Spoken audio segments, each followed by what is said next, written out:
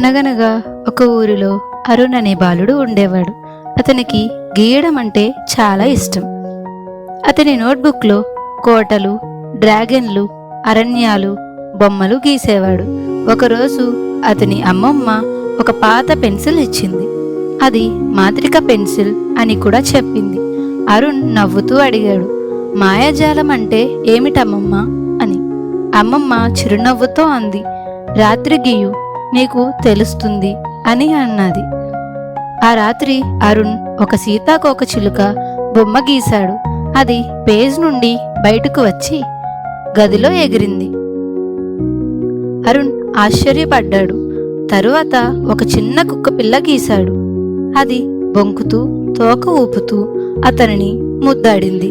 Wow, ఇది నిజంగా మాయాజాలం అని అరుణ్ సంతోషపడ్డాడు. ప్రతిరోజు రాత్రి కొత్త కొత్త చిత్రాలు గీసేవాడు. మిఠాయిలిల్లు, ఇంద్రధనస్సు, జారుడు బల్లలు, మేఘాలలో ఉయ్యాలలు అంటూ రకరకాల చిత్రాలు గీసేవాడు. అతని గది ఒక మాయా ప్రపంచంలా మారింది. కాని ఉదయాన్నే అన్ని చిత్రాలు కనుమరుగయ్యేవి. అయినా అరుణ్ ప్రతిరోజు కొత్త సాహసం చేసేవాడు. ఒకరోజు అరుణ్ పెద్ద డ్రాగన్ గీశాడు. డ్రాగన్ గర్జించి అగ్ని ఊదింది. అరుణ్ భయపడ్డాడు. డ్రాగన్ పట్టణం మీద ఎగిరింది. ప్రజలందరూ అరుస్తూ భయపడ్డారు. అరుణ్ వెంటనే ఆలోచించాడు, అగ్గి ఆపేది నీరు మాత్రమే.